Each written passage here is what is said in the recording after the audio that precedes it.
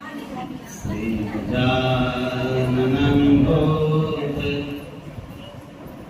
गणाधिसेवितं कपिध्वजम्बू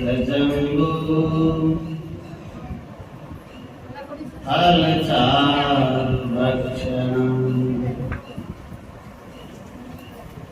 उमासुतं शोकविनाशक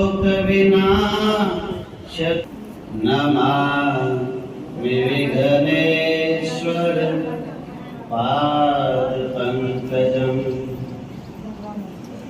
नमो देव्यै महादेव्यै शिवायै सततं नमः।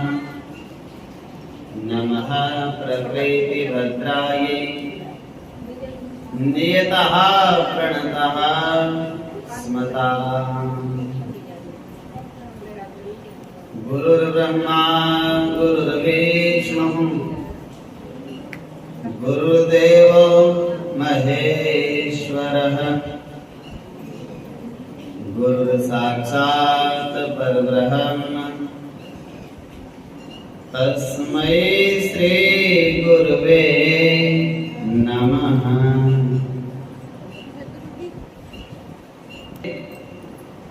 श्रद्धा विश्वास रूपिणौ याभ्यां विना न पश्यन्ति सिद्धाः स्वान्तः स्थम् ईश्वरम्। कर्पूरगौरं करुणावतारं संसारसारं भुजगेन्द्रहारं सदा वसन्तं हृदयारविन्दे भवं भवानी सहितं नमामि। भवं भवानी सहितं नमामि। बोलिए भवानी शंकर भगवान सर्व सिद्ध बाबा श्री रंगपुरी जी महाराज की। नमः पार्वते पतये हर हर महादेव शिव शंभो।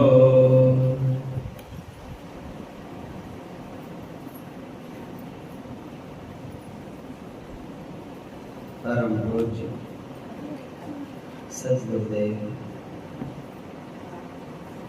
सर्वसिद्ध बाबा श्री रंगपुरी जी महाराज आप सबके हृदय में विराजमान मेरे प्रभु गौरी शंकर के चरणों में बारंबार नमन करते हुए शिव महापुराण का आधार लेकर श्रावण मास के निमित्त भगवान भूत भावन महादेव की लीलाओं का गुणगान करने का प्रयास करते हैं।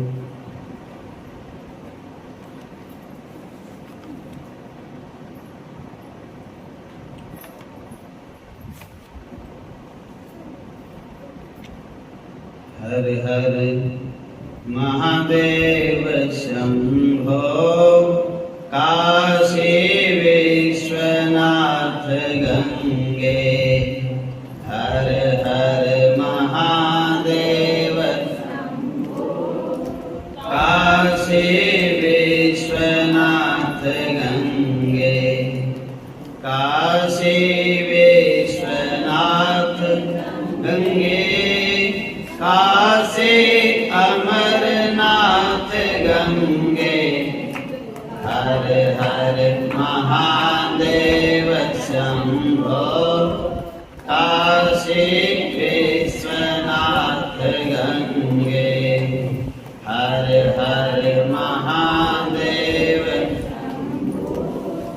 काशी विश्वनाथ काशी विश्वनाथ गंगे काशी अमरनाथ गंगे हर हर महादेव शंभो काशी विश्वनाथ गंगे हर हर महादेव शंभो काशी विश्वनाथ काशी विश्वनाथ गंगे काशी अमरनाथ गंगे हर हर महादेव शंभो काशी गंगे हर हर महादेव शंभो काशी विश्वनाथ गंगे नमः पार्वती पते हर हर महादेव शिव शंभो।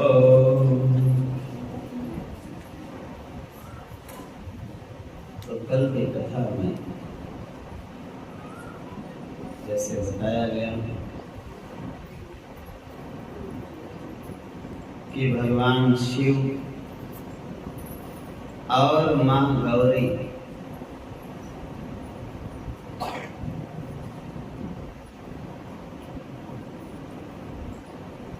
एक दूसरे के पूरक हैं, एक के बिना दूसरा अधूरा है। पूरक मैंने पूरा करने वाला उसको।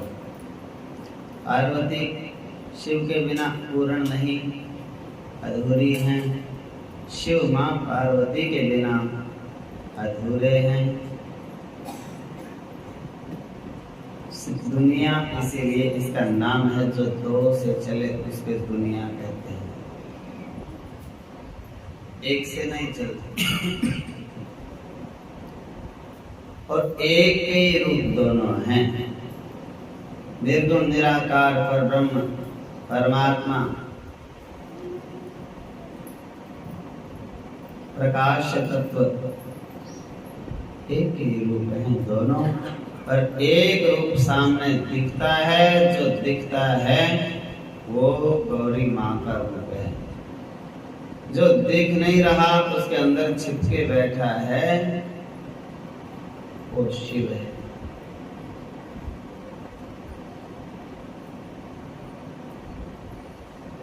ऐसे ही राधा कृष्ण है, नाम में अंतर है, बात एक ही है। जब भागवत सुनाएंगे इसी तरीके से सुनाएंगे कि राधा और कृष्ण दोनों एक ही हैं, कोई भिन्नता नहीं है। शिव पुराण सुनाते हैं, शिव कथा सुनाते हैं,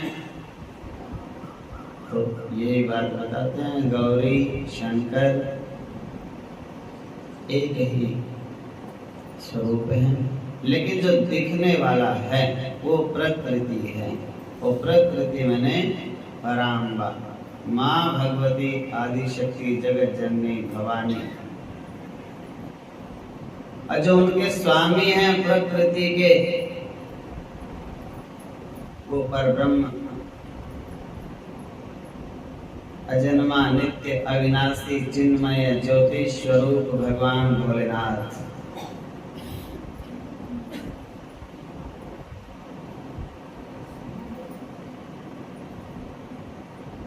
क्षेत्र क्षेत्रज्ञ, क्षेत्रीय शरीर, शरीर का मालिक इसके अंदर बैठा ईश्वर परमात्मा शिव आत्मा ब्रह्म। तो ये शरीर है माँ गौरी, और शरीर के अंदर बैठे हैं शिव। प्राण भी शिव हैं, आत्मा भी शिव हैं, अग्नि जल पृथ्वी वायु आकाश भी शिव हैं। सूर्य चंदा भी शिव ही, अष्टमूर्ति कहा जाता है शिव को।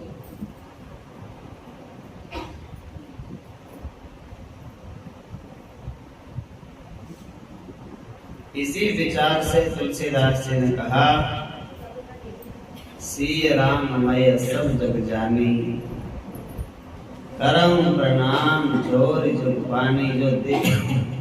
जो दिख रहा है वो सिया जो है, जो उसके अंदर बैठा है छिप के, वो मेरे राम प्रभु हैं, रमे हुए हैं उसके रोम रोम में। रमने की वजह से राम क्या कहलाता है, बसा हुआ है कण कण में, बसने की वजह से वासुदेव कहलाता है।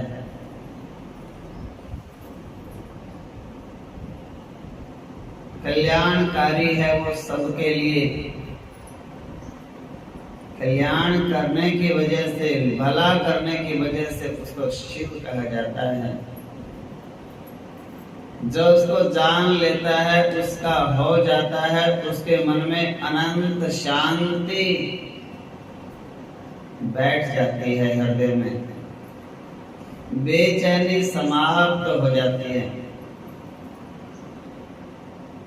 इसलिए इसको शंकर कहते हैं, श्री शंकर। अब शांति करने वाला कौन, कल्याण करने वाला कौन है, कण कण में रहने वाला, बसने वाला कौन है, रोम रोम में रमने वाला कौन है? एक ही की तो बात है, एक ही तो है। रोम रोम में रहने वाला कौन है, कण कण में बसने वाला कौन है, सबका भला करने वाला कौन है, सबको शांति देने वाला कौन है? इसमें अलग अलग बात तो कोई आई नहीं, बात तो एक ही है। जो सबका है वही तो सबको शांति देगा, वही सबका कल्याण करेगा, वही सबका रोम रोम में रमेगा, वही सबके कण कण में वास करेगा। और सबसे कौन होते हैं? भगवान। और इन अलग अलग वाक्यों की वजह से उनके नाम तो बदलेंगे। अनेक शब्दों का एक शब्द तो उनके नाम है राम, कृष्ण, शिव, शंकर। कोई भी दुर्गम परिस्थिति से बचाए तो दुर्गा, विकट संकटों से निकाले तो दुर्गा मैया, शुभ कार्य कोई भी करे और कोई विघ्न बाधा ना आने देवे तो गणपति, सबको प्रकाश दे करके जो जीवन दान करे सूर्य।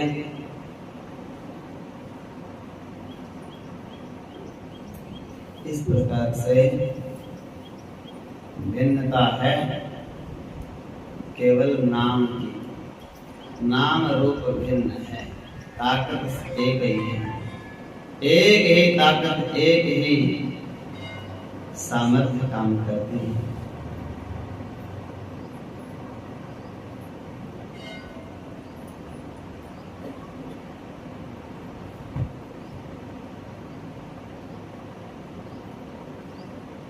और दो रूपों में वो दिखती है। जो इन आंखों से दिखता है वो पार्वती माता,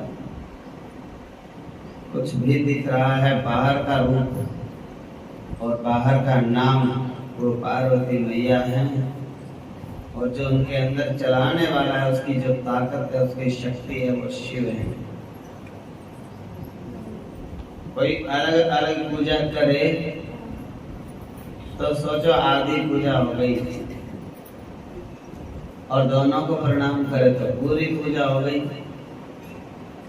पूरा प्रणाम हो गया। ऐसा विचार करना चाहिए।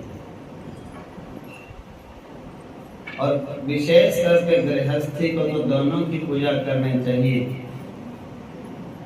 क्योंकि घर तो दोनों से चलता है।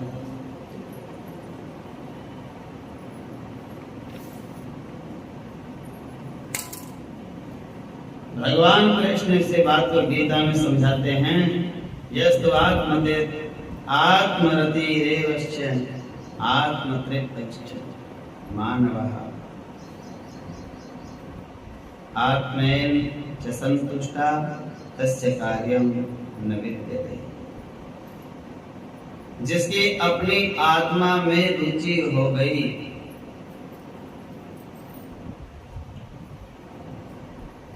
जिसको अकेले बैठ करके अपने दोष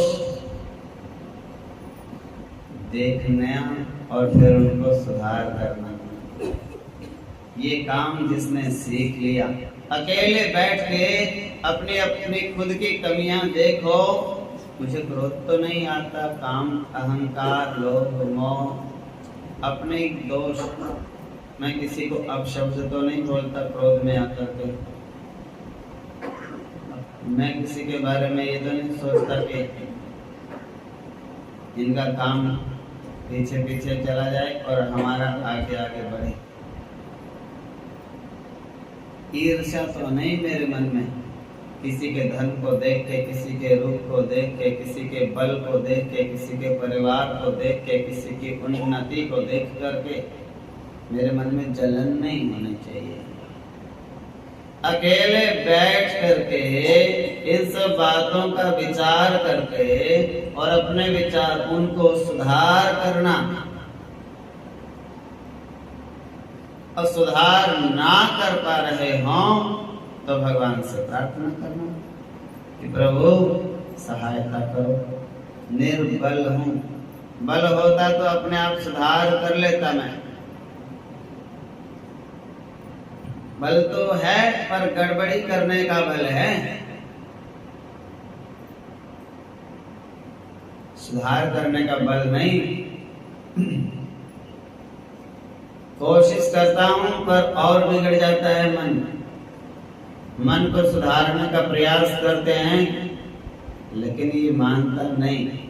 इस मामले में मैं निर्बल हूं, मेरा बल काम नहीं कर रहा, तो प्रभु आपके शरण में आया हूं, आपसे निवेदन है,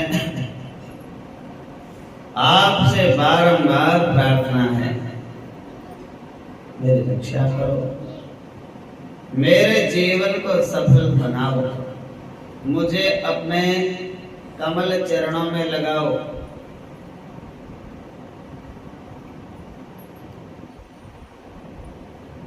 मेरे पूरे शरीर की 10 इंद्रियां और 11वां मन और बुद्धि सब आपको ही सुने, आपको ही पढ़े, आपको ही बोले, आपको ही देखें, आपके सेवा कर सकें। चिंतन ना करूं दूसरे किसी चीज का और चिंता ना करूं संसार की, सोचता रहूं आपके बारे में, लेकिन बल मेरे में नहीं है, मैं निर्बल हूं और निर्बल के बल राम, आप हो निर्बल के बल, बलराम नहीं, बल राम, निर्बल के बल राम। आपको प्रभु जो अपनी आत्मा का उद्धार करना चाहता है, मैं अपनी आत्मा का उद्धार करना। अब कोई कहे आत्मा का तो उद्धार ही है, आत्मा का तो उद्धार है, लेकिन आत्मा बंध गया, मन और बुद्धि जब विषयों में लग जाते हैं तो आत्मा उनको छोड़ के कहीं अलग जा सकता नहीं, उनके साथ में ही रहता है, इसलिए वो तो बंध गया उनके साथ में। जो मुक्त था, परमात्मा था, जो निरंजन, निरीह, निराकार, निर्लेप, निर्गुण था, अविनाशी, अविनाशी बार बार जन्मने और मरने लग गया। अब जन्म मरता कौन है? शरीर। लेकिन शरीर जब जन्म लेता है और मृत्यु को प्राप्त होता है तो आत्मा उसके साथ ही रहती है शरीर में। बालक जन्म ले लेवे और खेल रहा है, कूद रहा है, और कोई कहे आत्मा नहीं है इसमें। आत्मा तो उसके साथ में ही आई है ना, बंधी पड़ी है उसके साथ में। वो नरक में भी जाएगा तो आत्मा साथ में रहेगी, वो स्वर्ग में जाएगा आत्मा साथ में रहेगी, वो भगवान के चरणों में भक्ति में लगेगा, आत्मा निरंजन होते हुए, निर्दोष होते हुए साथ में रहेगी। सब काम साथ में रहेगी। वो जब मन और बुद्धि आत्मा में लय हो जाएंगे, मन ही समाप्त हो जाएगा, मन मर जाएगा, मन को हम जीत लेंगे, मन में कोई कामना ही नहीं आत्मा के उद्धार के सिवा। मन को जीतना, बुद्धि को भगवान में लगाना, इसको आत्म उद्धार ही माना जाता है।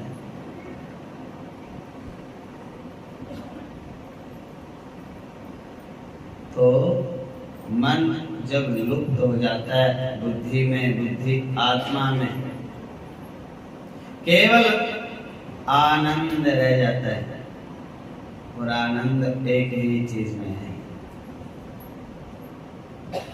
इसमें नंदी का नाम सुना है? नंदी, नंदी का नाम नंदी क्यों?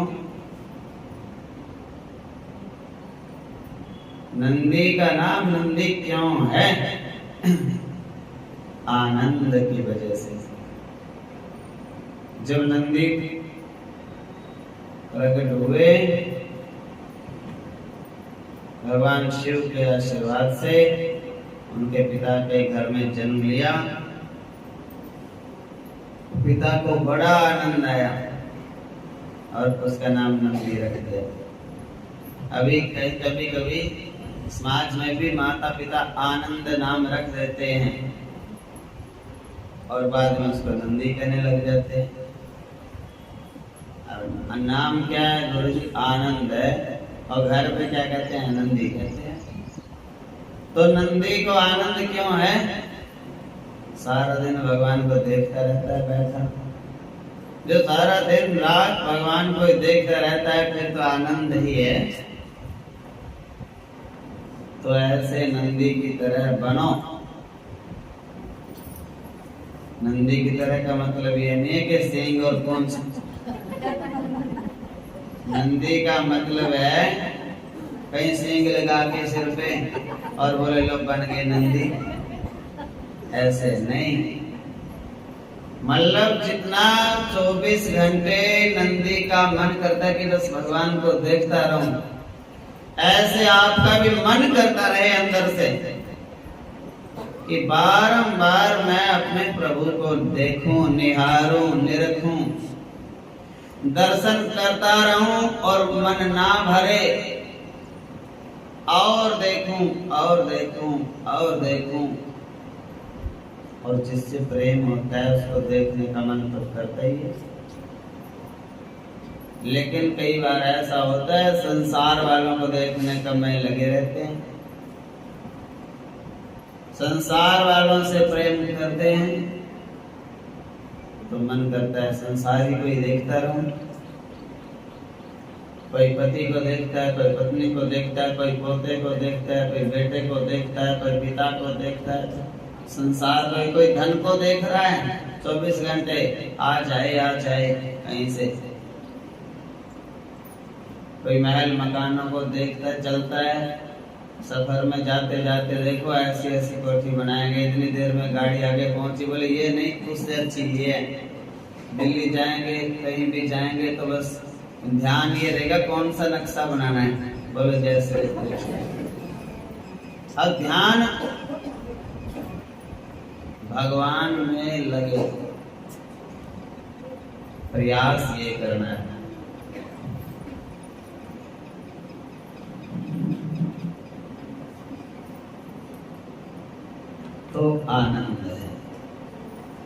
आपका मन करने लग जाए कि मैं भगवान को निहारूं, देखूं, और देखने के फिर उसका गुणों को विचारना, देखते देखते हाड़ मांस के पुतले को हम देख करके उसमें कितनी कल्पनाएं कर देते हैं। कभी कहते हैं चांद जैसा मुखड़ा, कभी कहते हैं सूरज जैसा, कभी कहते हैं कमल जैसा, कभी कहते हैं परियों के जैसा, कभी कहते हैं राजा के जैसा, कभी एक से एक बात करते हैं। और भगवान को देख के ये बातें बार बार दोहराओ, संसारी के लिए नहीं। संसारी की कितने भी देखते रहो, वो मिट्टी तो मिट्टी है, 1 मिनट लगता है और किसी काम का नहीं रहता जीव।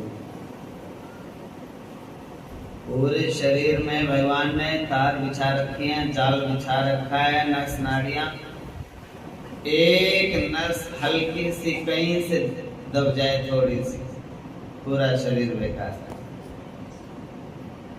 और हमारे हाथ में कुछ नहीं, तार हिल जाए जरा से दिमाग की, बोले क्या हो गया, अब तो बस भगवान ही जाने क्या हुआ, ठीक था कल तो बाकी शरीर ठीक है पर दिमाग काम नहीं कर रहा। कोई हिल गया तार, कोई कुछ कर सकता नहीं। खिलाना भी दूसरे को पड़ेगा, पहनाना भी दूसरे को पड़ेगा, उठाना भी दूसरे को पड़ेगा, चलाना भी दूसरे को पड़ेगा। सब काम के लिए ऊपर 2 आदमी और चाहिए। 1 मिनट लगता नहीं। कितना भी पढ़ा लिखा, धनवान, विद्यावान, गुणवान हो, सब धरा धरा रह जाता है। पढ़ाई भी लिखाई भी बोले किसी काम का नहीं।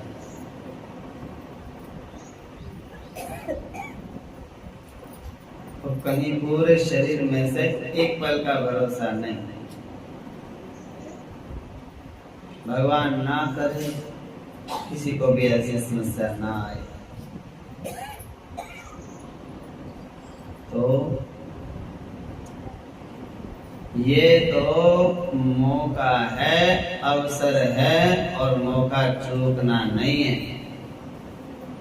ये दया करी मेरे प्रभु ने आपके ऊपर और ये शरीर दिया, और कुछ बिगड़ा नहीं अभी तक। आज लग जाओ, अभी लग जाओ, और 2 पल का, 1 पल का भी भरोसा नहीं इस शरीर का। और ये खर्चा कर रहे हम सांसों का, दिन रात सांसों की पूंजी खर्च कर दी। कंचन काया ढलती ढलती ढल गई। रोज नया कोई ना कोई जागता है रोग, लेकिन शुक्र करो मेरे प्रभु का, ये गाड़ी उसने दी है, अपना लगा क्या है इसमें? अपना तो कुछ लगा ही नहीं, 5 पैसे नहीं लगे इसके ऊपर। भगवान ने दया करी और मनुष्य का जन्म दे दिया, और इसको चलाने के लिए, इसमें डालने के लिए सब अन्न जल भगवान ने दे रखा है। डालते रहो, चलाते रहो गाड़ी को। कहीं जाना कहाँ है?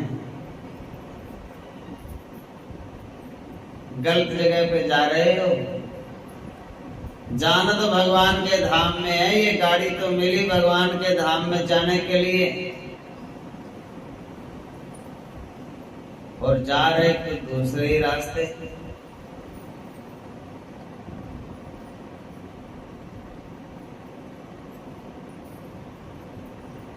रत्नों के बदले कंच ढो रहे हो।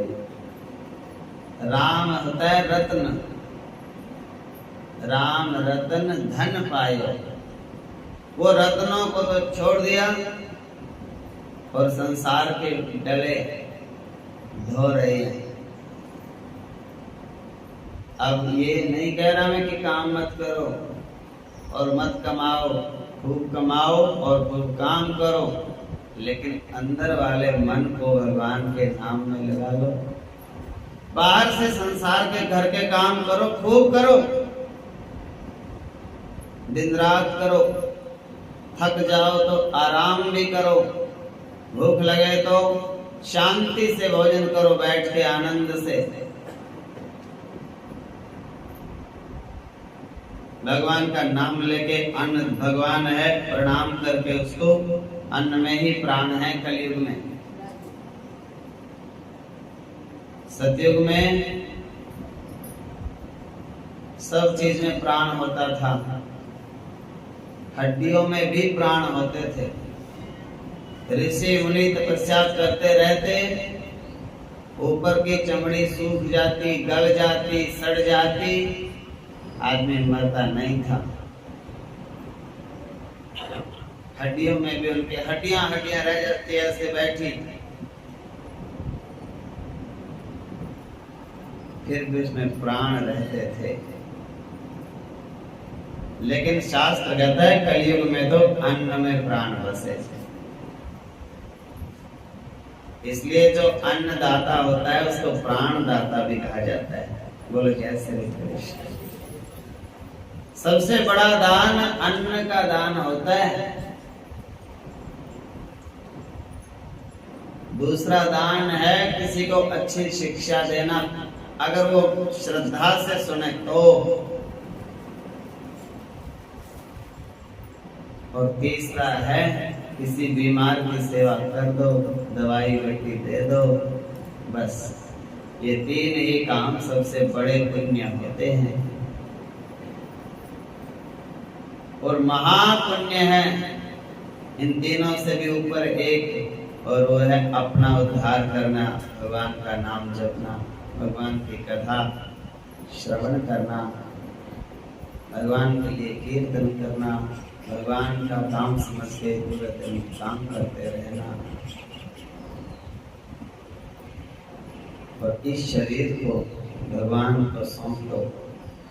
प्रभु अब जो भी मैं काम आज से करूंगा वो तेरे लिए करूंगा। बस दुनिया वालों के लिए बहुत काम किया, अब तेरे लिए घर करूंगा, घर का ही काम, पर ये सोच के नहीं करूंगा कि ये बच्चों का कर रहा हूं मैं।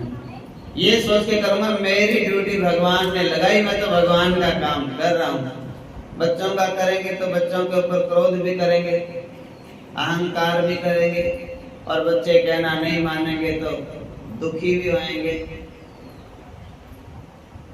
फिर अपने अपनी कहानी सुनानी पड़ेगी, मैं बड़ा दुखी हूँ, मेरी कोई सुनता नहीं, मेरे को कोई संभालता नहीं। इसलिए ये घर का पूरा काम करो, घर में सफाई दो, तो ये सोचो भगवान के घर को साफ कर रही है। घर में बर्तन साफ करो तो भगवान के घर के बर्तन, भगवान के ही बर्तन साफ कर रहे हैं।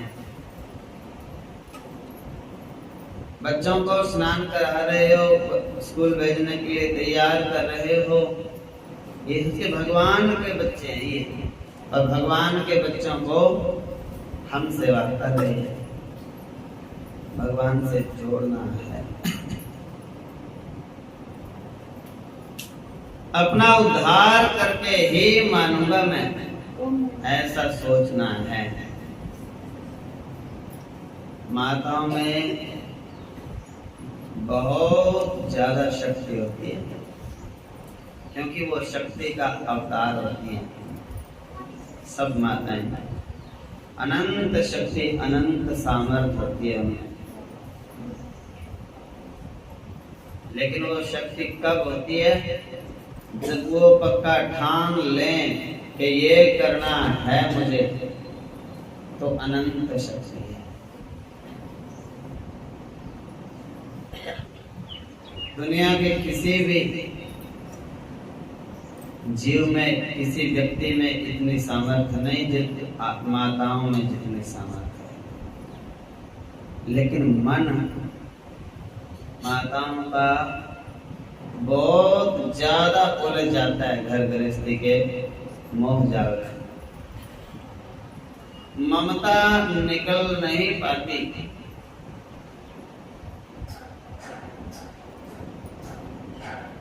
और दो तरीके हैं, या तो ममता को निकालो वहां से, भगवान के श्री विग्रह में, भगवान की मूर्ति में अपनी ममता जगा लो।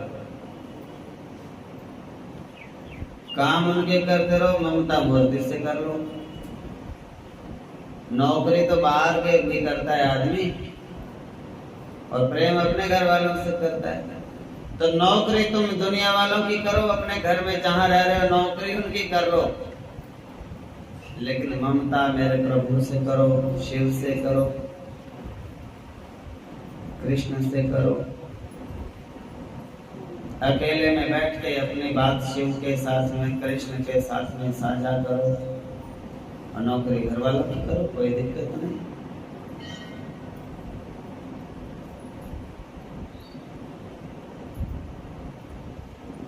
या फिर दूसरा तरीका ये है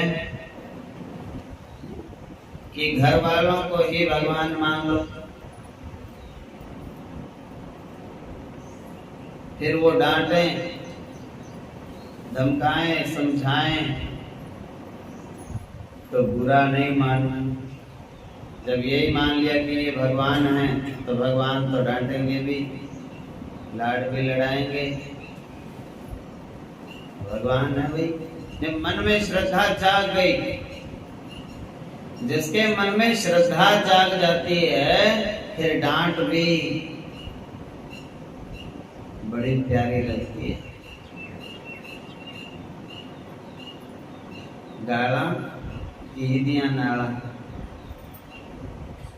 घी की भैंस को देते हैं, गाय को देते हैं नल की, जब वो नहीं दवाई लेती तो नाल बोलते हैं ना उसको, तो कोई गाली देता है ना, फिर वो ऐसे अच्छा भाई घी पिला रहा है मेरे को। कब? जब हमने उसको भगवान का दर्जा दे दिया, जब अनंत प्रेम हो गया उससे। प्रेम जिससे होता है उसकी गालियां फिर बुरी नहीं लगती,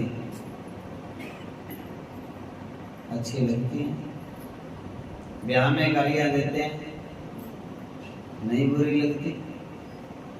क्यों? क्योंकि उनसे प्रेम बढ़ाना है, पूरे जीवन उनके साथ में बिताना है, व्यवहार करना है।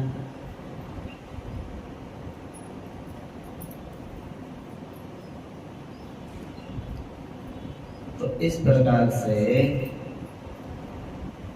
साधु संत कोई पता चल जाए कि ये संत भगवान से मिले हुए हैं और इनमें और भगवान जी में कोई अंतर ही नहीं, पता चल जाए, फिर वो संत पूरे गांव वालों को गाला देता रहे, गालियां निकालता रहे, गांव वाले कहेंगे इसकी तो गाली आशीर्वाद है। ये सिद्ध लोग हैं, ये तपस्वी लोग हैं, ये संत लोग हैं। अरे ये तो किसी से बात तक करते नहीं, आपको गाली दे दी तो सोच लो आपका तो उद्धार हो गया। ऐसा होता है क्यों? उससे संत के प्रति श्रद्धा है मन में। माता पिता के प्रति श्रद्धा हो जाएगी तो माता पिता गाली देते रहो, कोई फर्क नहीं पड़ेगा। भगवान का दर्जा दे दिया हमने उनको, इनमें और भगवान में कोई अंतर नहीं। और इनका तो हक है डांटने का, गालियां देने का, समझाने का, प्यार करने का, सब चीज का इनका हक है। तो इनका हक इनसे छीनना थोड़ा ही है। ये नहीं डांटेंगे तो डांटेगा कौन? कोई बाहर का के डांटेगा जिसको हम जानते ही नहीं। ये इन्होंने लाड लड़ाया, प्यार करा कृष्ण भगवान ने मैया यशोदा को। भगवान है कृष्ण, लेकिन पूरा हक है माँ यशोदा को। डांटती है, छड़ी लेके डांटती है, कान पकड़ता है, ऐसे बोलते हैं शोरी मैया। डरते हैं, कांप रहे हैं, ऐसे डर के मारे मेरे प्रभु तीनों लोक के मालिक हैं, पूरे ब्रह्मांड अखिल ब्रह्मांड नायक हैं, मां से डरते हैं। क्यों? भगवान कहते हैं जब ये प्यार करती है, दुलार करती है, श्रृंगार करती है, सब व्यवहार करती है, डांटने का तो हक इसको होना चाहिए। ऐसी बात है, अपनी श्रद्धा जब बढ़ जाती है, घर के लोगों में ही छोटे से बालक से प्रेम होता है, 2 साल का बच्चा पोता बेटा है किसी का, और वो मुक्का मार के भाग जाता है और सब हंसने लग जाते हैं। क्यों? और उसमें ममता है, प्रेम है, बाल भाव है। और कई तो ऐसे नालायक भी होते हैं बड़े बड़े, वो यही सिखाते रहते हैं बच्चे को सारा दिन, हाँ मार डंडा, दे दो गाली, कह दो हक, और मार दो मुक्का, और मैं पकड़ता हूँ तू मार। बोलो जैसे तो ऐसी बातें बच्चों को कभी नहीं सिखानी चाहिए, उल्टी बातें नहीं। वृंदावन में एक 5 साल के बच्चे ने वेदों को याद कर लिया, शुक्ल यजुर्वेद को 5 साल की उम्र में उसने शुरू कर दिया और याद हो गई इसे। उनके पिता वेद पाठी हैं, उनके पिता के गुरु संत हैं, उनके पिता संतों के पास रोज जाते हैं, वेद पाठ करते हैं, रुद्राष्टक अष्टाध्यायी का पाठ करते हैं, शंकर जी का अभिषेक करते हैं। तो संतों ने कहा भैया देखो सही उम्र है बच्चे के जनेऊ की 5 साल। तो गुरु ने आदेश किया, वो पंडित जी थे उन्होंने भी देखा, गुरु की आज्ञा का पालन किया। बच्चों का 2 बच्चे हैं, उनके 5 साल की उम्र में जनेऊ करा दिया और प्यार से उनको बताने लग गए जोर सोच का ध्यान रखना है, ये चीज बोलनी नहीं, ये चीज खानी नहीं, ये करना नहीं, ये करना है। वो सारा 2-3 साल में सीख गए। अब हम इतने बड़े बड़े यहाँ भगत बैठे हैं, एक ज्ञान को इस इधर गांठ बांध रखी है कि अभी तो ये बच्चा है, फिर गांठ बांध रखी है अभी झूठ सोच का नहीं पता, फिर गांठ बांध रखी है अभी से इसको सोने दो, पूरा जिंदगी फिरना ही है, ये करना है वो करना है। ठीक है, बिगाड़ो अपने बुढ़ापे के लिए, उनको खूब तैयार करो, पुत्र क्यों बाप बनाओ, बाप।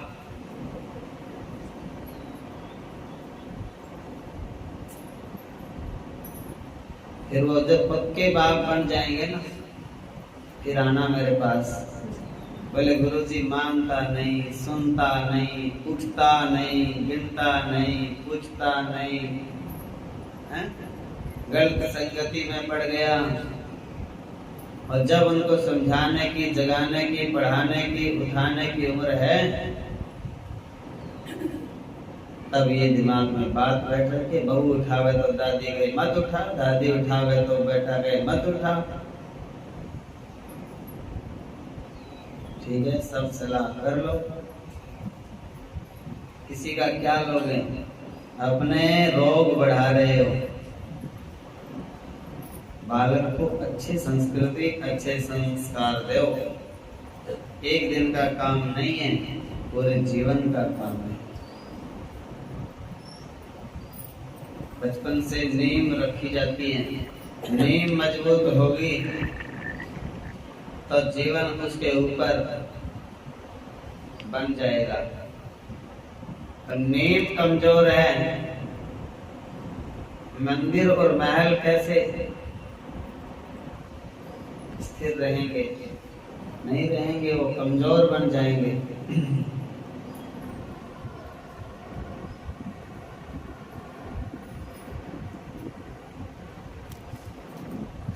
तो अपनी आत्मा में ही जो संतुष्ट है, अपनी आत्मा में जो तृप्त है, जो मेरे प्रभु ने दे दिया, मैं तो इतने के भी लायक नहीं था। मैंने भगवान को क्या दे दिया बदले में? कुछ भी नहीं। लिया ही लिया है। भगवान को दिया क्या है? फिर अपने गुनाहों की तरफ एक नजर घुमाओ। कितनी बार झूठ बोला, कितने बार क्रोध किया, कितने बार काम किया, कितने बार अहंकार किया, कितनी बार लोभ किया। अपने अपनी किताब अकेले बैठे खोलो खाता बही। अगर पूरी किताब को पढ़ोगे तो भगवान के सामने जाने के भी लायक नहीं। और भगवान फिर भी कहते हैं कि आप सन्मुख होए जीव वही जब ही जन्म कोटि नासई तब करोड़ों जन्मों के पाप उसी समय नष्ट कर देता हूं जब आप मेरे सामने आके हाथ जोड़ के कहते हो कि हे नाथ, मैं आपका हूं। इतनी सी बात है। भगवान के सामने आप आए, आपके सब पाप नष्ट हो गए। लेकिन उसके बाद तो कम से कम ये सोचो, इतना पाप ही होते हुए और इतना कुछ फिर भी भगवान ने मेरे को दे रखा। इतने के लायक भी नहीं था मैं, और फिर सब कुछ मौज कर दी। और फिर संतोष नहीं। हर पल तड़प रहे हैं, हर पल ध्यान मगज में ही रहता है। अपने घर में ध्यान नहीं रहता, पड़ोसियों के घरों में ध्यान रहता है। इनके क्या क्या है और हमारे क्या क्या नहीं है। सबसे बड़ी समस्या तो भाईचारा पड़ोस वाले ही होते हैं। भाईचारा पड़ोस वाले हमारे से छोटे रह जाएं, फिर अपने पास बहुत है। और भाईचारा पड़ोस वालों के पास एक व्यक्ति को भगवान कहने लगे, मांगो क्या चाहिए? जितनी तेरी ताकत है उतना मांग लो। उसने खूब अपनी ताकत से कहने लगा, 1 अरब रुपये दे दो। और भगवान ने 1 अरब दे दिए। और पड़ोस वालों को, रिश्तेदारों को, भाईचारे वालों को 10-10 अरब दे दिए। रोने लग गया, बैठ गए। हे भगवान, मर गया, किसी काम का नहीं रहा, मैं तो बर्बाद हो गया। अरे तुमने 1 अरब रुपए मांगे, तेरे को कहते ही दे दिए। मेरे को तो दे दिए, पर इनको क्यों दे दिए मेरे से ज्यादा? दुख तो इस बात का। बोले अब कुछ नहीं बिगड़ा, दोबारा मांग लो। कहने लगा, अब तो ऐसा करो, फिर मेरे गेट के सामने खड्डा खुद जाए, वे उनके सामने 10-10 खुद जाएंगे। और कहने लगा, मेरी एक आंख फूट जाए, उनकी दोनों फूटेगी और निकलेंगे बाहर। 10 खड्डे हैं। बात ये है कि जितना मेरे प्रभु ने दिया वो कम नहीं है। जितना आपको मिला उतने के लिए दुनिया तरस रही है, और आपको उतना मिला, आप अपने से बड़े को देखे। और ये भी तो सोचो, जिनको आपसे ज्यादा मिला है, क्या उनको भक्ति मिली है? मान लो धन मिल गया, पैसा रुपया मिल गया, कोठी बंगला हो गई, बेटे पोते हो गए, फिर अपने बारे में सोचो जो अपने को मिला। आपको भक्ति मिली, क्या उनको मिली भक्ति? आपके हाथ में माला झोली है, क्या उनके हाथ में माला झोली है? आपके मस्तक पे तिलक है, क्या उनके गले में कंठी और मस्तक पे तिलक है? ये धन की कीमत समझो। आपको रोज संत का दर्शन सत्संग मिलता है, क्या सबको मिलता है? लक्ष्मी एक प्रकार की नहीं होती, लक्ष्मी तो अनंत रूप होते हैं। लक्ष्मी के सबसे बड़ा धन है भगवान के नाम का।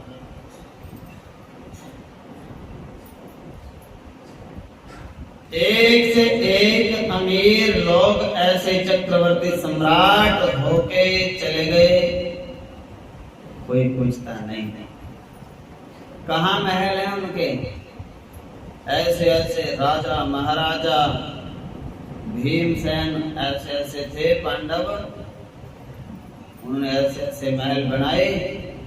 बोले लो ये तो जब तक दुनिया रहेगी ऐसा पत्थर लगा दिया, इसकी उम्र बहुत लंबी है।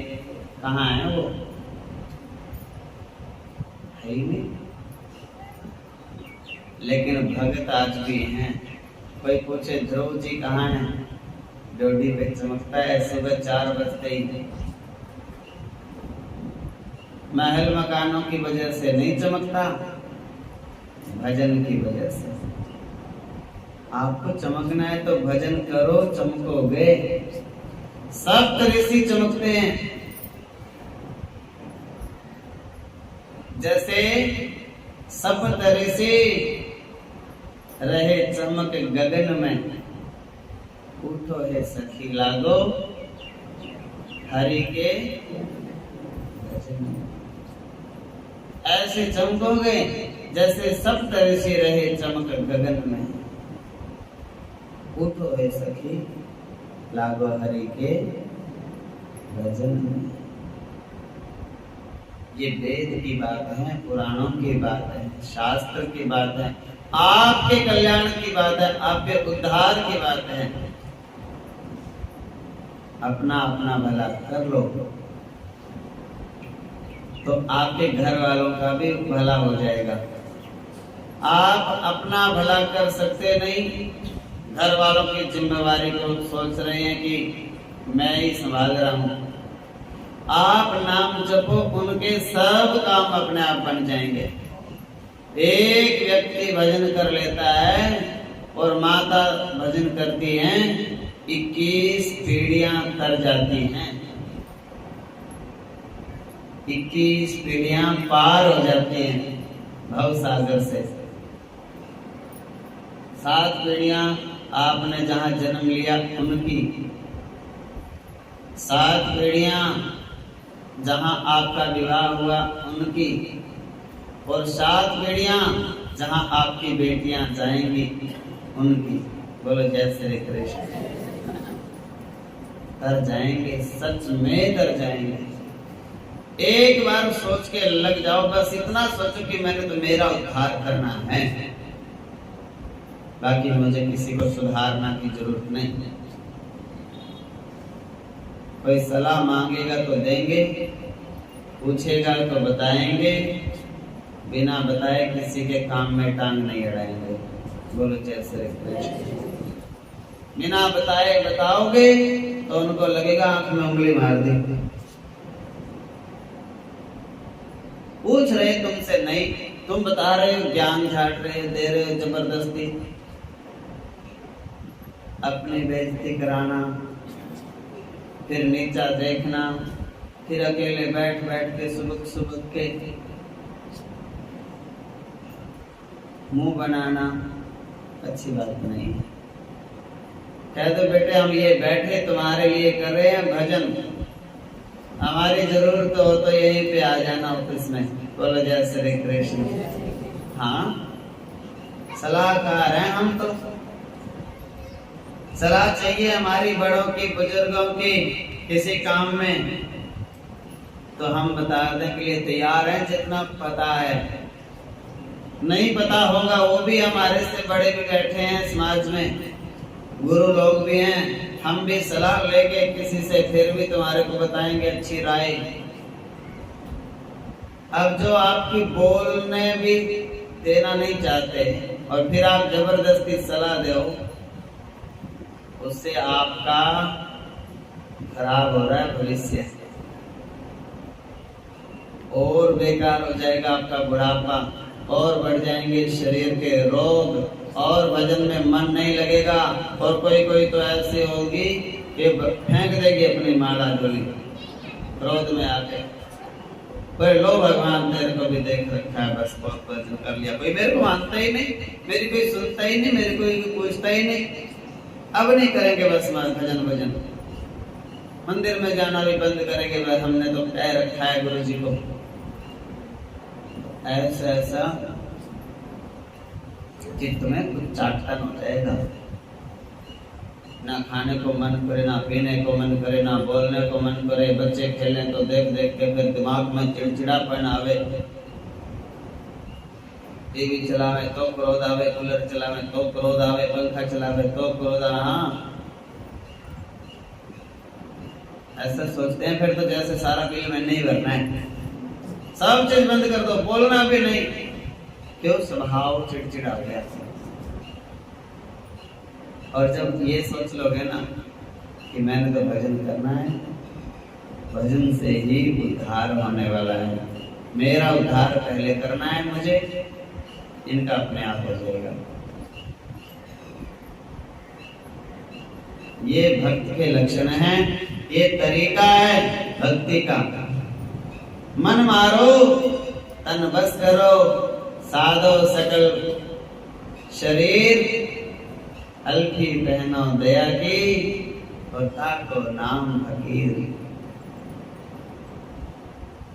मन मारो तन बस करो, साधो सकल शरीर, हल्की पहनो दया की, सबके ऊपर दया करो, ताका नाम फकीर।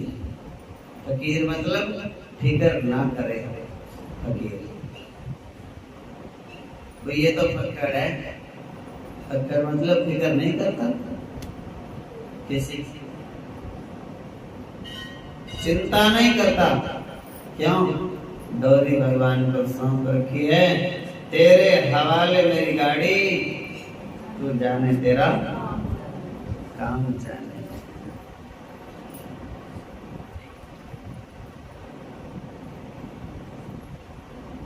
तो आत्मा में संतुष्ट रहना। फिर कहते हैं तस्य कार्यम न विद्यते, उसके लिए कोई कार्य है ही नहीं दुनिया में। जो भजन करने लग जाता है, ईमानदारी से जो भजन करता है और ये कहता है कि मुझे तो मेरा उद्धार करना है और मेरे प्रभु जल्दी अपने चरणों में लगाओ, जल्दी दर्श दिखाओ, जल्दी आओ, मेरे विचारों में बस जाओ, मेरी बुद्धि में बस जाओ, मेरे नैनों में बस जाओ, मेरे कर्णों में बस जाओ, मेरे हृदय में विराजो, आसन लगा लो, बैठ जाओ हृदय को अपना घर समझ के। तो ऐसे करके ये बातें सोचो, ये विचारो, इससे बड़ा कोई काम नहीं दुनिया में। तन मेरा मन मेरा, रोम रोम में राम रे, नाम सुमिर ले ध्यान लगा ले, छोड़ जगत के काम रे, बोलो राम बोलो राम बोलो राम राम राम, बोलो राम मेरे राम राम राम। दशरथ ने जैसे पुकारा मेरे राम, भिलनी ने जैसे पुकारा मेरे राम, हनुमान जी जैसे पुकारते हैं, सीता ने जैसे पुकारा मेरे राम, उनकी तरह पुकारो। गज ने जैसे पुकारा, उसकी तरह पुकारो। पुकार दुनिया के कानों तक नहीं जानी चाहिए और भगवान तक चली जाए, ऐसी कोशिश करो। दुनिया के कानों में जाएगी तो भजन का फल कम मिलेगा, बढ़ जाता है वो। सीधा भगवान को जाए, हृदय से पुकारो। अंतर्यामी हैं भगवान, अंतर देखते हैं वो इसके अंदर क्या चल रहा है। मन मन में पुकारो, प्रभु संभालो। शरण में आया हूँ मेरे राम तुम्हारे, तारो ना तारो प्रभु जी, तारो ना तारो। शरण में आया हूँ मेरे राम तुम्हारे, तारो ना तारो प्रभु जी, तारो ना तारो। ऐसे अकेले बैठ के भगवान के सामने बैठ के और मन मन में उसके साथ में डोरी जोड़ लो। मन से मन का ये तार कभी ना टूटे। मन से मन का तार जुड़ा रहे।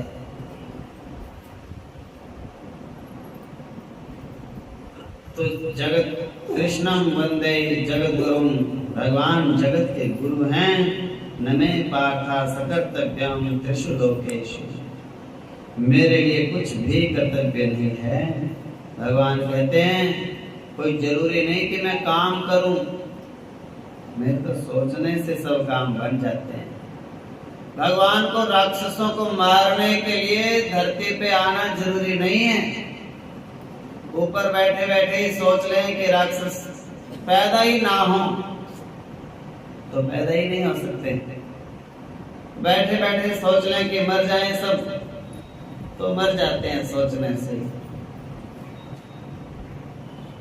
फिर भी सब काम मैं करता हूँ, आता हूँ संतों के लिए, भक्तों के लिए आता हूँ, मैं संतों के लिए आता हूँ। परित्राणाय साधु नाम, जो लंबे लंबे समय से दिल्ली माता बैठी हैं, अगस्त जी बैठे हैं, सुतीक्षण जी बैठे हैं, भरद्वाज जी बैठे हैं, अहिल्या मैया बैठी हैं, कितने लंबे समय से केवट भैया बैठे हैं, गंगा जमुना मेरी प्रतीक्षा कर रही हैं। तो उन सबके लिए मुझे आना पड़ता है। बांध लेते हैं मुझे वो भक्त जन प्रेम की जंजीर में, बांध लेते हैं मुझे वो भक्त जन जंजीर में। इसीलिए इस भूमि पर होता मेरा अवतार है। भाव का भूखा हूं अर्जुन, भाव ही बस सार है, और भाव से भजता मुझे जो भव से बेड़ा पार है। भावना से भजो, अकेले बैठो, मन मन में भजो प्रभु।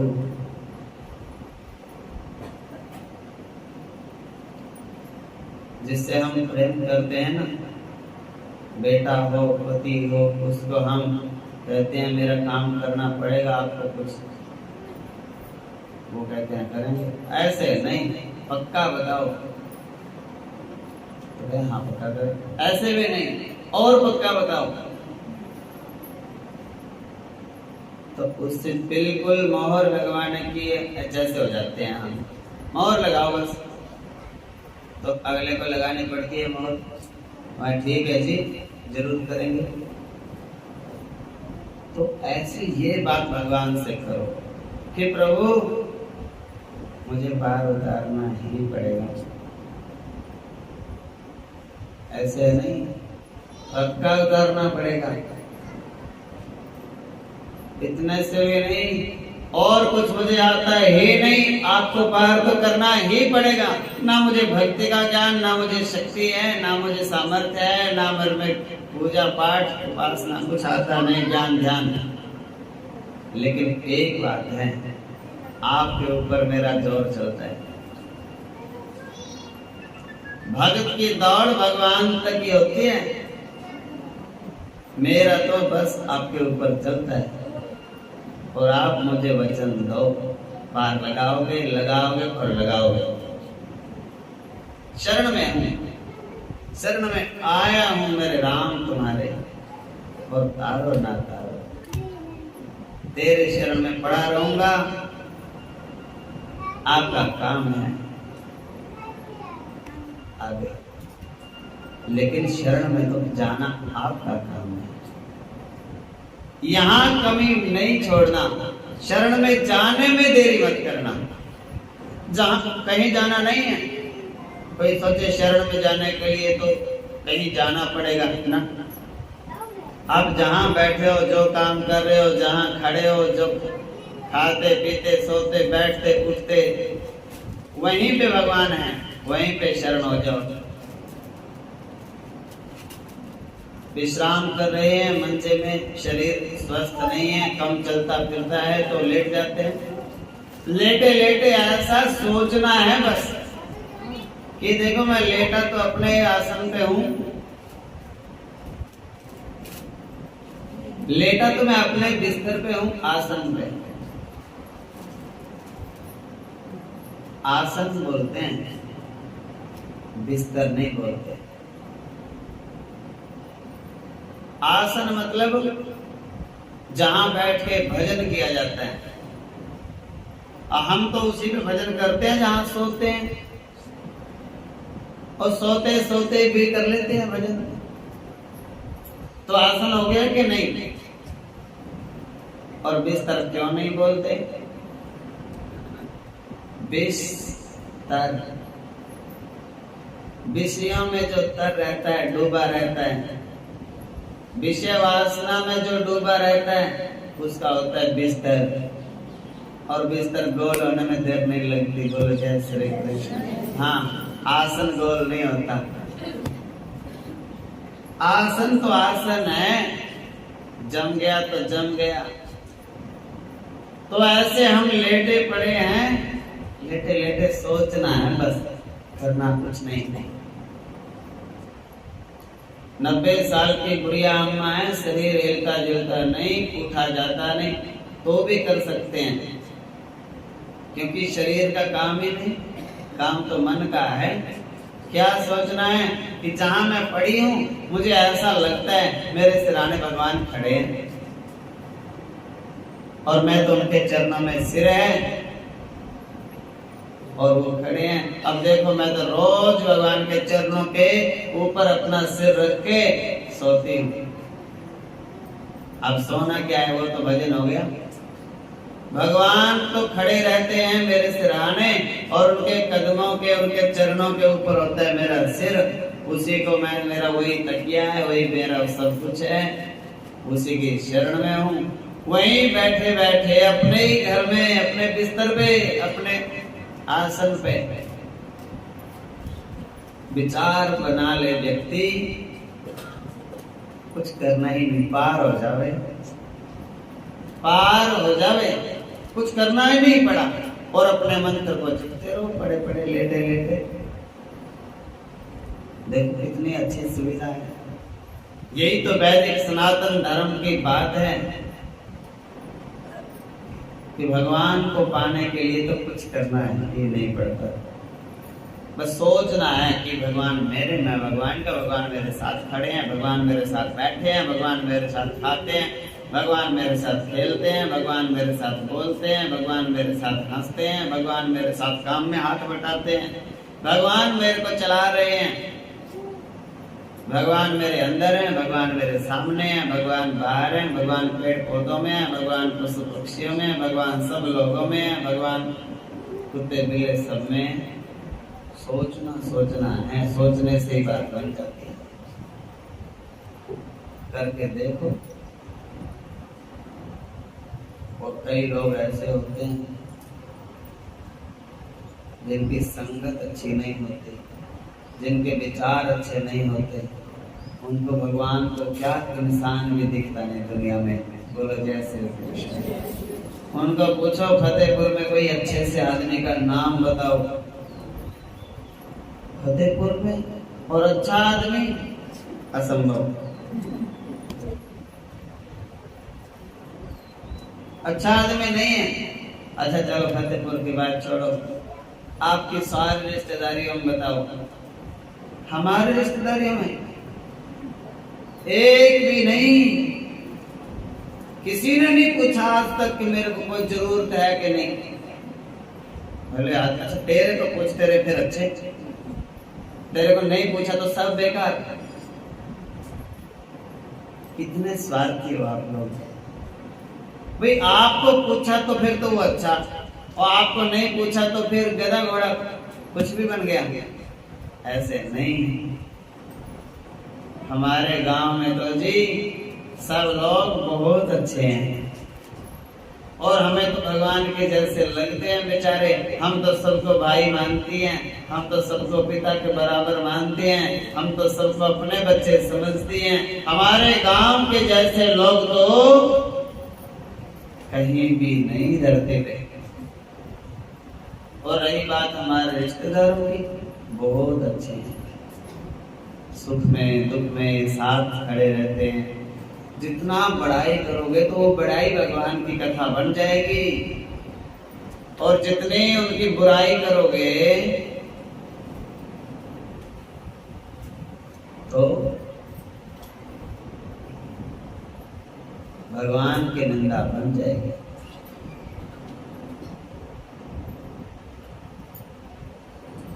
कोई कोई ऐसा कोर्स भी होता है किसी किसी का, पूरा दिन निंदा चुगली करके, और जब उठने का टाइम होता है ना, तो ए बहन मरण दे, कुएं में गिरन दे, हमने कुछ लेना नहीं। ये बात पहले भी तो पता थी। ये बात जब तुमने शुरू करी, इतने 2 घंटे की तो कहानी पूरी कर दी, और बात लास्ट में यही, इसी बात यही कहानी का सार निकलना था। तो शुरू इतनी बड़ी क्यों करी कहानी? पहले ही कह देते ये बात भाई मरण दे, और कथा भगवान की कर देते शुरू। कथा तो करी सब निंदा चुगली, और बाद में साफ होने के लिए हाँ बोले अपने को क्या लेना, मरण कोई कुछ भी करे। सब कर भी दिया, 2 घंटे का रामायण हो गई, और फिर बाद में ऐसे नहीं। ये बात दिमाग में पहले बैठा के रखो कि कोई कुएं में गिरे, हमें नहीं किसी की बात करनी। पहले ही रखो ना बैठा के, 2 घंटे खो खराब करके अपने भी और दूसरे के भी, और उसमें कोई काम नहीं आता था बीच में। और कोई कह भी दे क्यों 2 घंटे खराब करे, खराब क्या करें, अब आके बैठ गई तो क्या करें, तो बात तो करनी पड़ी। आके बैठ गई तो भगवान की बात में तो हो सकती है, भगवान की कथा हो सकती है, भगवान की बात हो सकती है, बड़ाई हो सकती है किसी की। कोई एक आदमी ऐसा ढूंढ लो, 2 ढूंढ लो दुनिया में, अपने अपने माँ की, अपने अपने पिता की कर लो, प्रशंसा कर लो, किसी की कर लो। मैं ये नहीं कहता कि मेरी प्रशंसा करो, अपने माँ बाप की कर लो, बड़ाई कर लो, बुराई मत करो किसी की। बड़ाई करोगे तो वो बड़ाई भगवान की हो गई, और बुराई करोगे तो वो बुराई भगवान की कर रहे हो आप। इधर वाली कथा को छोड़कर उधर वाली शुरू करनी है। बस इधर से मन को हटाना है, उधर पे लगाना है। पंजाब के संत थे ना बुल्ले शाह, वो कहते हैं बुलिया मन दा की समझाना, इधर से पट के इधर लाना। इधर से हटा के मन को तो बस बुराई से बचना है, बुराई करनी नहीं, बुराई सुननी नहीं, बुराई देखनी नहीं, बुराई कहनी नहीं। बुराई करने वालों को कभी गिनीज बुक में नाम आते देखा है? नहीं। किसी कोई उसको वो मिलते देखे हो अवार्ड कि ये सबसे ज्यादा बुराई करने वाला है, इसको गोल्ड मेडल दे दो, नहीं मिलता। प्रशंसकों को दुनिया में सराहा जाता है। कोई कहते वो तेरी बड़ाई कर रहा था, प्रशंसा कर रहा था, तो मन में उत्साह होता है, हौसला होता है, प्रेम बढ़ता है। और फिर प्रशंसा करने वाले कोई कहे वो बुराई कर रहा था, हम कहते हैं ना वो किसी की बुराई करता नहीं, हमने कभी नहीं सुना वो किसी की बुराई करते हुए। इस तरीके से अपने आप को संभालो। भगवान कहते हैं मेरे लिए कोई कर्तव्य नहीं, फिर भी मैं खेलता हूँ, खाता हूँ, पीता हूँ, नाचता हूँ, सब काम करता हूँ। कौन कहते हैं भगवान नाचते नहीं, तुम गोपियों के जैसे नचाते नहीं। कौन कहता है भगवान खाते नहीं, माँ यशोदा के जैसे खिलाते नहीं। सब करता हूँ मैं। समष्टि चैतन्य, समष्टि प्रकृति, व्यष्टि प्रकृति जो है विशिष्ट चेतना है, विशेष है वो, जिसमें दिख रहा है हर चीज गतिमान दिखाई पड़ती है, चलती हुई दिख रही है दुनिया। कल ये पेड़ छोटा सा था, आज बड़ा हो गया, कल सूखा था, आज हरा हो गया, कल ये बच्चा छोटा था, आज दाढ़ी मूंछों वाला हो गया।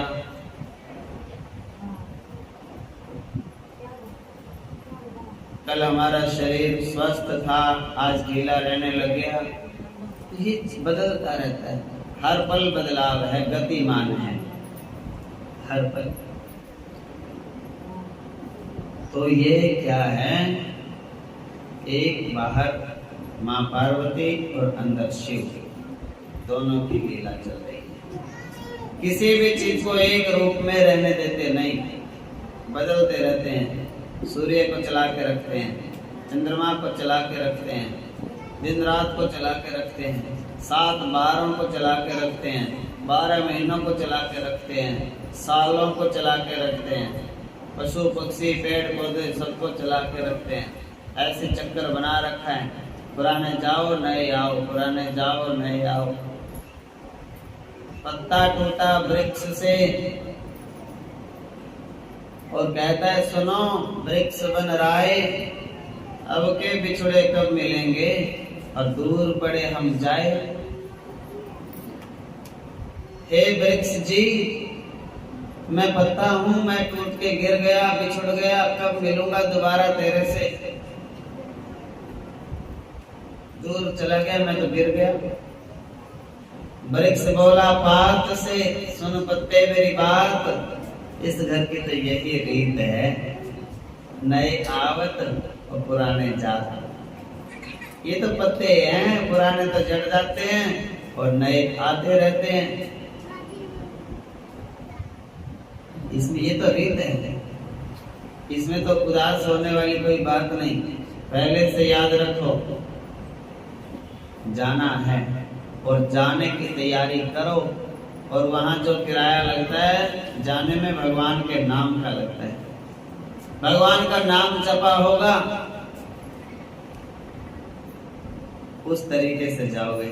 थोड़ा जपा होगा, थोड़ी सहूलियत से जाओगे, ज्यादा जपा होगा, ज्यादा सहूलियत से जाओगे, बहुत ज्यादा जपा होगा, विमानों में बैठ के जाओगे, भगवान के धाम में सीधे जाओगे, रास्ते में अटकना नहीं। रास्ते में कुछ भी ना तो कुछ भी आने वाला नहीं है, सीधे बस यहाँ से आंखें बंद करी और भगवान के सामने खुलेंगी। कोई गाड़ी झटका नहीं, कोई फटका नहीं बीच में। और ये सुविधा भगत को होती है और किसी को नहीं होती। भगत जो होता है ना, भगवान का जो भजन करने वाला, कथा सुनने वाला, उसको ये सुविधा होती है। भगत क्या होता है? अटकता नहीं कभी, वो जाता है भगवान के धाम में सीधा।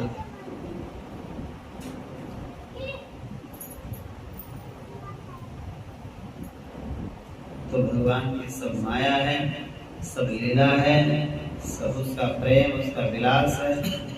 कभी तो ये प्रकृति ये कभी सती का रूप लेती हैं, कभी पार्वती का रूप लेती हैं, लेकिन बार बार शिव को ही वर्ण करती हैं। शिव के बिना दूसरे किसी को याद करते नहीं, शिव में ही लीन हो जाती हैं, शिव से ही पैदा होती हैं, उसके बिना कोई अस्तित्व नहीं। बर्फ जो होती है पानी में मिल जाती है और पानी से ही बन जाती है। इसके अलावा बर्फ, नाम बर्फ है उसका, पानी में डाल दो, पानी में घुल मिल जाएगी, और दोबारा से पानी को भर के जमा दो, दोबारा फिर जम जाएगी। तो ये जितनी दुनिया है ये बर्फ की तरह, और भगवान भोले बाबा पानी की तरह। ये पार्वती माता है जो दिख रही प्रकृति, ये शिव में मिल जाती है, घुल मिल जाती है, फिर दोबारा पैदा हो जाती है। दिखने के लिए तो इसको प्रकृति बनना पड़ता है, और नहीं दिखने के लिए आत्मा में आत्मा रम गई, मिल गई, आत्मा सो परमात्मा। बार बार शिव को प्राप्त करती है। जब अपने वहां शरीर को त्यागने लगी तो नारायण भगवान से सती मैया वरदान मांगती है। विष्णु भगवान आए थे इस यज्ञ में दक्ष के। सती मरत हरि सनबर मांगा, सती मरत हरि सनबर मांगा, जन्म जन्म शिव पद अनुरागा, जन्म जन्म शिव पद अनुरागा। वरदान दिया भगवान ने, नारायण ने, और फिर पार्वती बन के पैदा हुई। सती ने राम की परीक्षा करी, सीता का रूप धर के राम के सामने। पार्वती जब सीता बन के जय श्री राम के सम्मुख आई, राम ने उनको माता कह के शिव शंकर की महिमा गाई।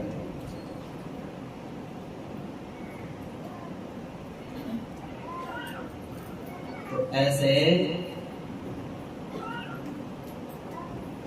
तुलसीदास जी ने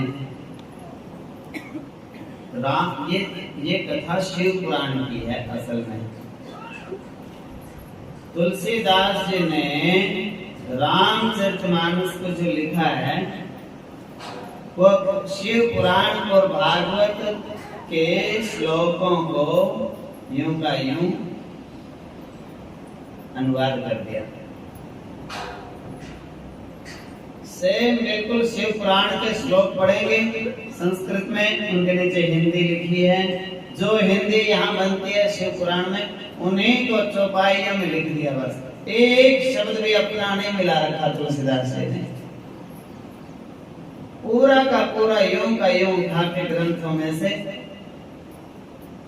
और इसीलिए तो लिखा है चारों वेद पुराण अष्टदश छहों शास्त्र सब ग्रंथन को रस, मुनि जन धन संतन को सर्वस, सार अंश सम्मत सब ही की, आरती श्री रामायण जी की, कीरति कलित ललित सिया की। ऐसे चारों वेद पुराण अष्टदश छहों शास्त्र सब ग्रंथन को रस और मुनियों का धन और संतों का सर्वस, सार अंश सम्मत सब ही की। कौन सी? रामचरितमानस। उनको पढ़ के यूं का यूं लिख दिया शिव चरित्र। याज्ञवल्क्य ने मुनि भरद्वाज को पहले शिव चरित्र सुनाया। पूछा राम कथा के विषय में, प्रार्थना की राम कथा सुनने के लिए। सुनाना प्रारंभ कर दिया शिव चरित्र। भरद्वाज मुनि ने याज्ञवल्क्य जी से कहा कि मुझे राम कथा सुनाओ। सुनने के लिए गए राम कथा और वो सुनाने लगे शिव कथा। कभी कभी सुनने वाले को भी ये होता है ना कि हमने कहा तो था राम कथा सुनाने के लिए, ये शुरू हो गए शिव कथा। ऐसे हम सुना रहे हैं। नाम तो हमने रखा है शिव पुराण का और बात सारी आ जाती है। सत्संग हो जाता है, भागवत की बात भी आ जाती है, रामायण की बात भी आ जाती है, गीता जी की बात भी आ जाती है, घर की बात भी आ जाती है, बड़े बुजुर्गों बच्चों की बातें भी आ जाती हैं, लेकिन निंदा चोरी किसी की नहीं आती। राजनीतिक कोई बात नहीं करते। एक एक काम है भगवान के चरणों में मन कैसे लगे, दूसरा कोई काम मतलब नहीं है। तो कहने लगे प्रभु हमने तो राम कथा के बारे में जिज्ञासा करी थी और ये शिव कथा सुनाए जा रहे हैं।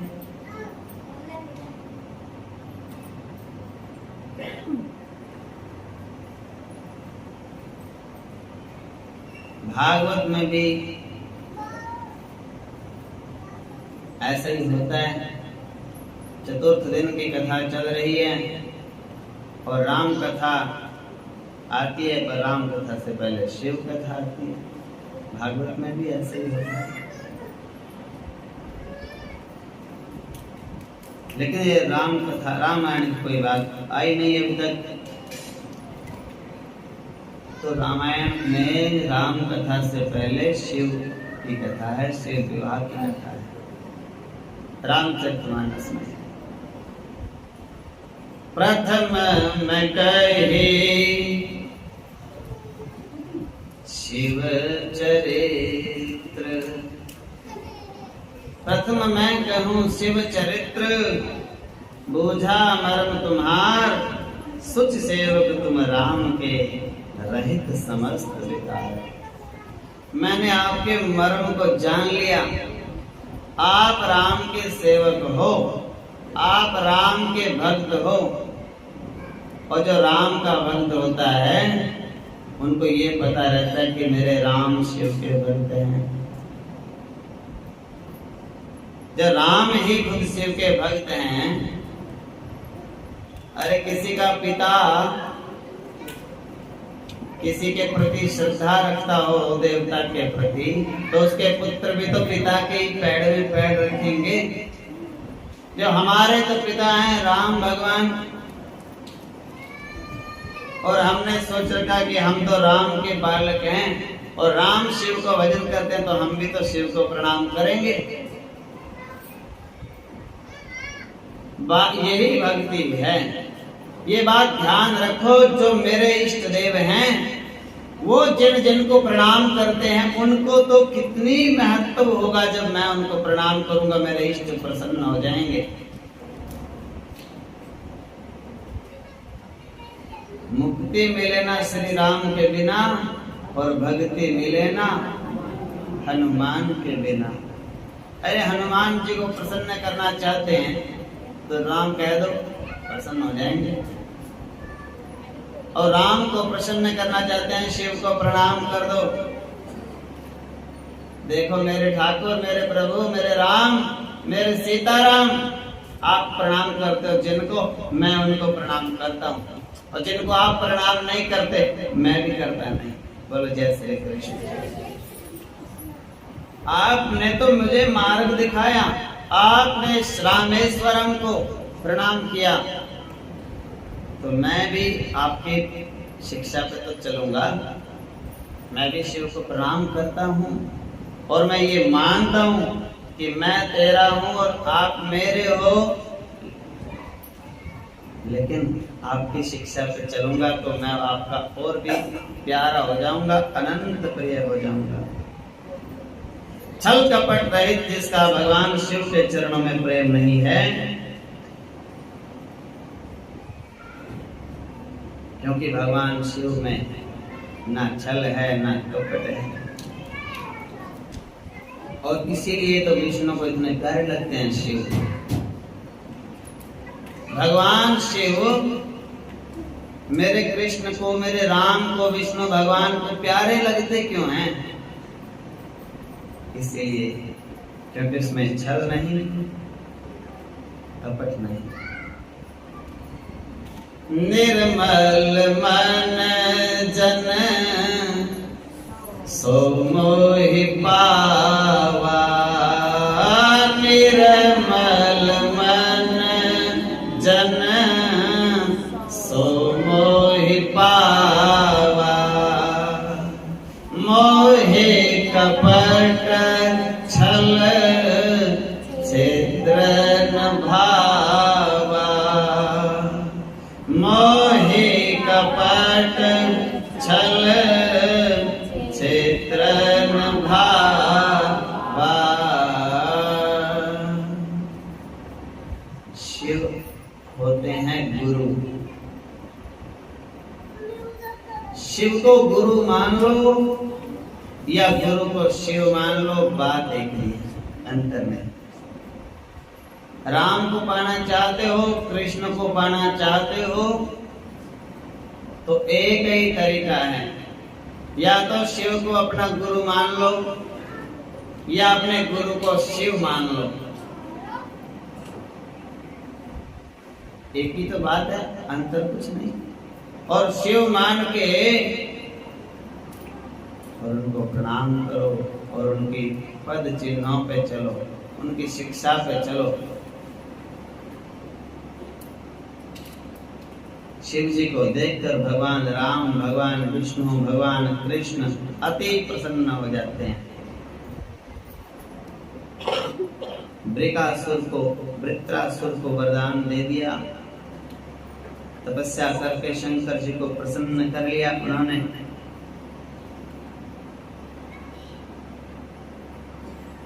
तो शंकर जी थोड़ी सी पूजा से प्रसन्न हो जाते हैं। नारायण भगवान की बड़ी विधि होती है, बहुत समय लगता है, बहुत जाप करना पड़ता है, बहुत अपने तन को, मन को, धन को, जीवन को, विचारों को, संस्कारों को बड़ा पवित्र करना पड़ता है। स्वाभाविक तो दोनों में बराबर हैं, लेकिन भगवान भोले हैं, भोले बाबा निराले हैं। वो कहते हैं भैया सुनो, अब ये आगे लोग तो भक्ति कर लेंगे और ये जो दुष्ट लोग रह गए, नालायक रह गए, इनका भी तो कोई रखवाला तो होना चाहिए। अरे शुक्र करो, ये तो एक दिन नाम ले ले में भगवान का, तो उसी दिन इनका कल्याण करना है बस। इनको संभालने वाला चाहिए, इनका उद्धार करने वाला चाहिए, इनको भी तो कोई अपनाने वाला चाहिए। इनको ऐसा लगना चाहिए कि हमारा भी कोई है। माना कोई व्यक्ति क्रोधी है, माना कोई झगड़ालू है, माना किसी में श्रद्धा नहीं, लेकिन ये बात तो उसके मन में भी आएगी कि मेरे को कोई पूछता नहीं। तो उसको श्रद्धालु नहीं है, वो क्रोधी है, वो अहंकारी है, वो लोभी है, कभी तो उसको भी पूछो आप कैसे हो, तो उसके मन में भी आएगा कि चलो एक ने तो पूछा और कोई नहीं पूछता, एक ने तो पूछा कम से कम। किसी से पाप अपराध भी हो जावे कभी न कभी उसको भी मन हल्का करो, उसको भी पूछो, कोई बात नहीं भैया, भूलो और खुश रहो, जिंदगी की शुरुआत करो नई। तो ये बात आती है।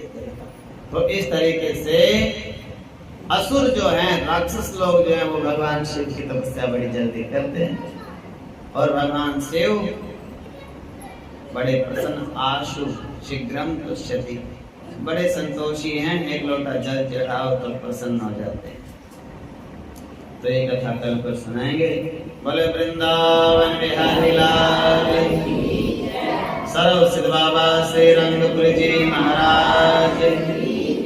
नमः पार्वते।